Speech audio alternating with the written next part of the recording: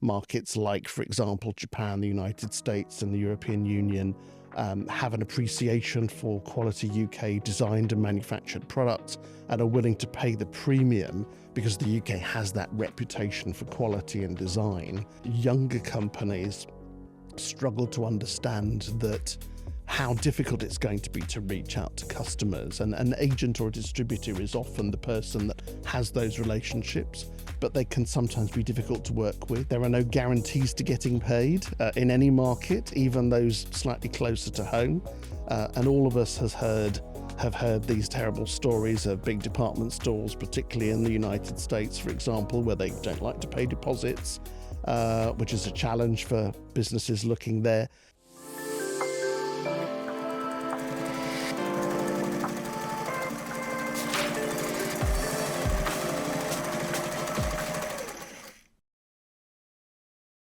Welcome to Grow Your UK Fashion and Textile Business with UKFT. I'm Tara Hounsley, Director of Communications, and in this episode we're focusing on how UKFT supports businesses looking to expand internationally. Exporting can open new markets, increase your reach and drive growth, but it also comes with challenges. Today we'll explore the guidance UKFT offers to help you navigate the world of international business. I'm joined today by Paul Alger, MBE, UKFT's International Business Director. Paul has extensive experience helping UK fashion and textile companies break into global markets. His expertise covers everything from international trade regulations to identifying the best opportunities for growth abroad. Welcome, Paul. Hi, Tara. Paul, can you tell us a bit about your background and your work with UK businesses on their export strategies? I've been working at UKFT Man and Boy now for 36 years, working with textile manufacturers, fashion designers and businesses in general to help them to export. We work across all global markets, giving companies an understanding of which markets to look at, which documentation they may need to reach those markets, which trade shows might help them to reach those markets, which ones will be better for their collection and business model, how to prepare for and work with buyers. And we also give them information about the regulatory advice they will need to make sure that the goods are actually successfully delivered to those markets. And then more generally, we bring companies together around a number of webinars and roundtable events to help them to understand some of the more meaty issues around international trade. Thanks, Paul. Many UK fashion and textile businesses may be hesitant about expanding internationally. Why is exporting so crucial for businesses, especially in today's global landscape? Exporting is challenging, but it's an opportunity. We know from experience that companies that export tend to grow faster, produce bigger profits, and tend to last longer than companies that don't. We know that it reduces reliance on the UK market, which is one of the more price point sensitive markets that UK companies, particularly those that manufacture in the UK, struggle with. So markets like, for example, Japan, the United States and the European Union have an appreciation for quality UK designed and manufactured products and are willing to pay the premium because the UK has that reputation for quality and design, and they will pay the premium for those goods. Even with the post-Brexit changes, we've seen that demand for textiles and fashion remains very strong. The UK has a great story to tell, and at UKFT we help businesses to find the right market and avoid, and I think this is really important for smaller businesses in particular, help them to avoid making those mistakes at the beginning of their business, which cost them a lot of money and can jeopardize the business for the longer term. You've helped many companies develop an export strategy or export and support with export documentation. Can you tell us a bit more about how UKFT can help fashion and textile companies on a practical basis around export? So the support we provide at UKFT is tailored, excuse the pun, to the company, looking at the company, the collection, the markets they want to reach.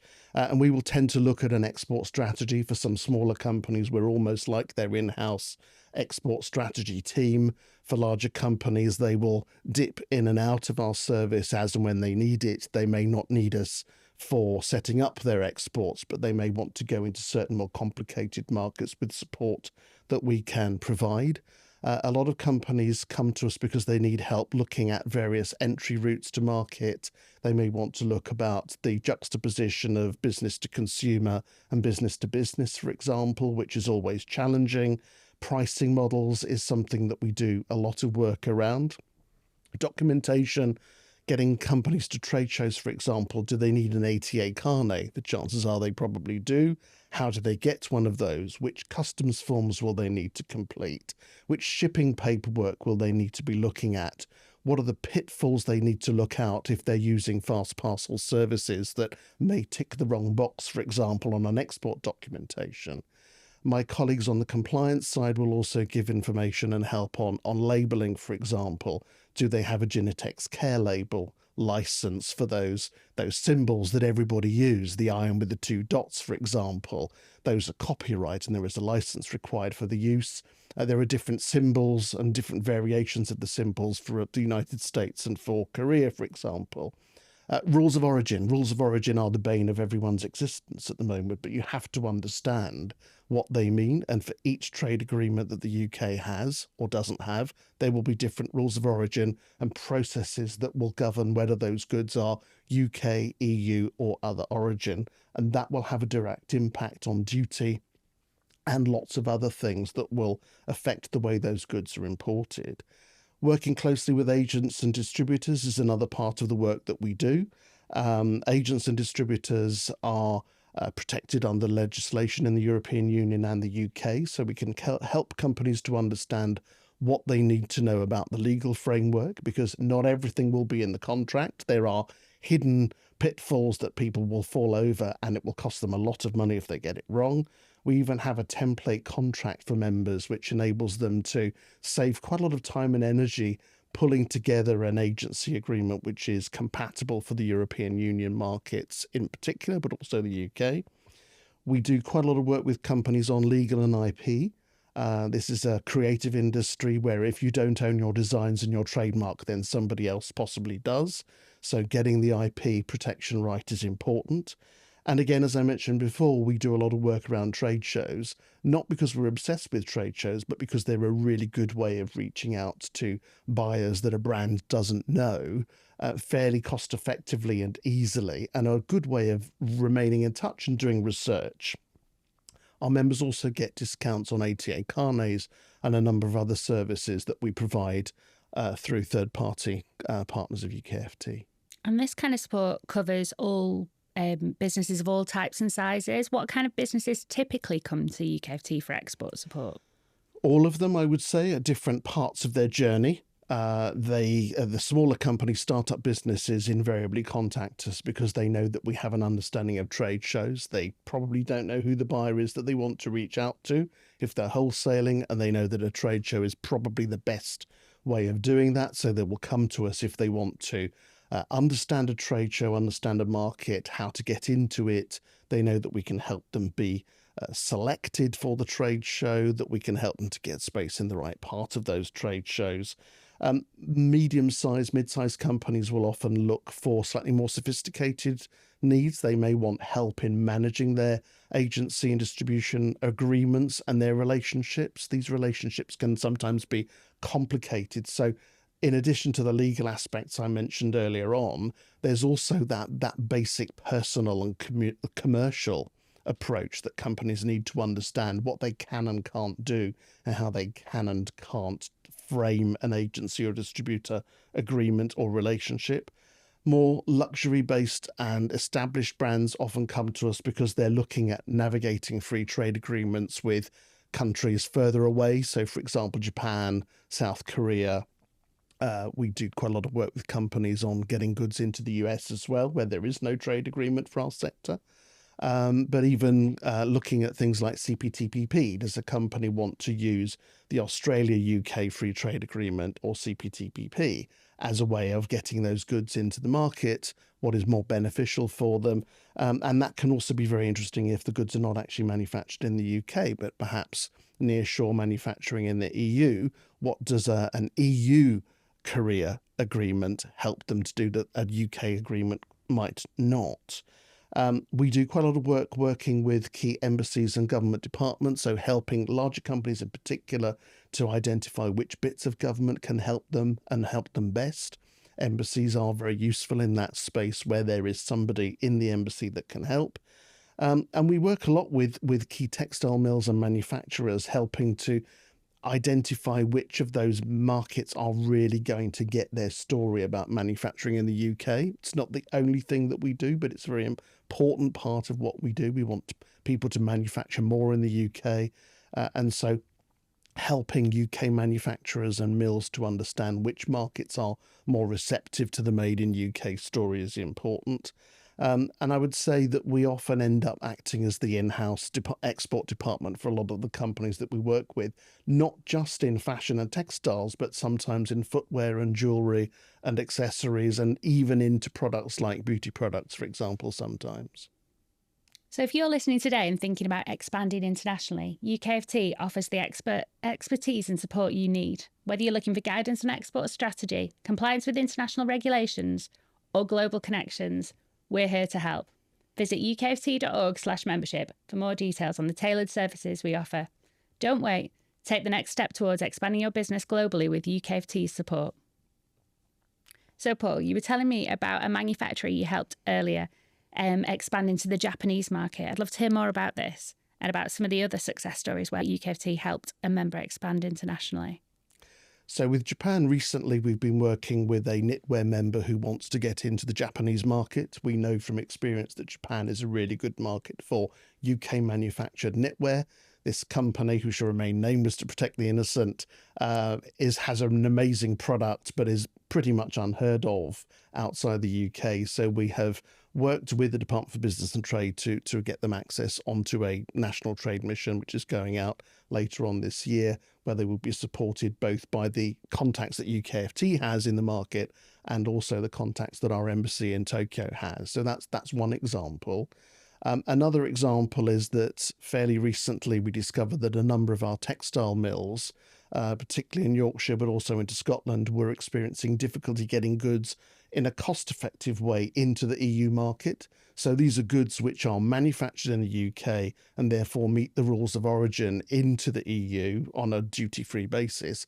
But it's not that simple. There are VAT issues, there are customs declarations. So we worked with our logistics partner on what we now internally call the Huddersfield process, which enables those members to use cut lengths which are cut in Holland effectively and shipped out to their customers on a very efficient basis. There's a massive cost saving there for those businesses, and they really, really like it. And then more recently, we've been working with a large men's suit and shirt company who are very well established, but wanted to get into the right part of a key international trade show, particularly because they want to move into markets like the United States and the Middle East. So we've worked with them on that, both getting them into the trade show, giving them the information they needed about the show itself, and then helping them with the application to show. So those are a number of examples. And more recently, we've worked with a high-end designer women's wear company, putting them literally on our Brits in Paris map for the companies that show during Paris Fashion Week, to make sure that even in their own standalone showroom, international buyers can find them when they're in Paris. Exporting can be really complex. Nowadays, businesses have to think about labelling, customs, duties, and much more. What are the key things that you think businesses should be considering? It's always difficult to try and sum up and come up with a short answer to that question, because there is so much. Business is so much more complicated than it used to be. And for smaller businesses starting out, I think it's really important to understand that whilst online business gives them the ability to connect directly with their consumers, it also means they have to have deeper pockets. So that's probably one of the biggest changes I've seen in the last 36 years. But certainly understanding rules of origin and what that means for a business when you're trying to export the goods, where is it made, export documentation and documents like, for example, CITES declarations can be an issue. If you're selling goods into the United States, and my colleagues in the compliance department at UKFT spend a lot of time on this, making sure that companies understand that if they're selling goods to the United States that might end up in California, have they understood the Prop 65 regulations, because they need to. Labelling has come up as a conversation frequently in all of our conversations. Making sure that the label is accurate and does what it should do, which is to tell the consumer where the goods are made, what the fibre content is in a language that they understand, and what the care should be if it applies. Working with agents, a lot of smaller companies, particularly younger companies, struggle to understand that how difficult it's going to be to reach out to customers. And an agent or a distributor is often the person that has those relationships, but they can sometimes be difficult to work with. So we do a lot of hand-holding at UKFT with making sure that our members understand those relationships, how to nurture them, how to frame them, how to develop them. Another important thing is getting paid. There are no guarantees to getting paid in any market, even those slightly closer to home. And all of us have heard these terrible stories of big department stores, particularly in the United States, for example, where they don't like to pay deposits, which is a challenge for businesses looking there. So how do you frame your terms and conditions to make it easier for you to get paid? How do you use FX, for example, and other tools to make sure that whilst there's no guarantee that you're going to get paid, make it easier? So, for example, in the United States, have you considered setting up banking that enables you to actually make it easier for the buyer to pay money into a US account that can then come back to you in the UK, because most American banks don't easily convert currency out of the US? And I think across the board, part of our challenge at UKFT is to make sure that companies are commercially prepared and understand the trading environment that they're going out into, so that there are no surprises. We try to look around the corner and see what's coming down the track, because I don't like surprises, and I don't like our members to face surprises that we haven't foreseen. You can't run a business like that, particularly at the minute. The other thing that I wanted to touch on, you take the lead on some of our royal visits. Do you want to tell us a bit about that? And I suppose, importantly, what impact that has on international sales, I guess. So UKFT's long-standing and very active president, HRH the Princess Royal, Her Royal Highness, is an amazing and passionate advocate of UK manufactured fashion and textiles. She's been our president since 1984, and she does somewhere between 4 and 10 visits for us every calendar year, which is amazing. And those visits can be really very enlightening for the companies that are lucky enough to receive them. They can be in all sorts of different parts of the country. So across the 4 nations of the UK, we see her. And the companies really appreciate the fact that the Princess has come to visit them. They appreciate the recognition, because often this is an industry where there are lots of unsung heroes, particularly on the manufacturing side. The manufacturers sometimes feel that they are forgotten and left behind in the story about UK fashion and textiles. But this is an area where we can shine a spotlight on the skills that go into making quality products in the UK. And the Princess really loves to come and see these factories. She asks all the right questions. She has an encyclopedic knowledge of the industry garnered over very, very many years. And I think perhaps probably the highlight for me was just before COVID, we went to the Isle of Lewis, where the Princess visited Harris Tweed Hebrides, the most extraordinary British textile business. And the Princess was absolutely blown away by what she saw, incredibly engaged, loved everything about it. And the company in turn, and this is not a small company, were absolutely delighted at the fact they were able to take photographs of the Princess visiting their mill, going and looking at the products from the crofters, and actually show those photographs to their key contacts and customers in places like Japan, the United States, where the royal family is even more popular than it is perhaps at home. Thanks, Paul. And thank you for joining us in today's episode on growing your UK fashion and textile business internationally. If you're ready to explore new global markets, UKFT is here to help you every step of the way. For more episodes, subscribe to the channel and visit ukft.org. Our podcast is available on all major platforms.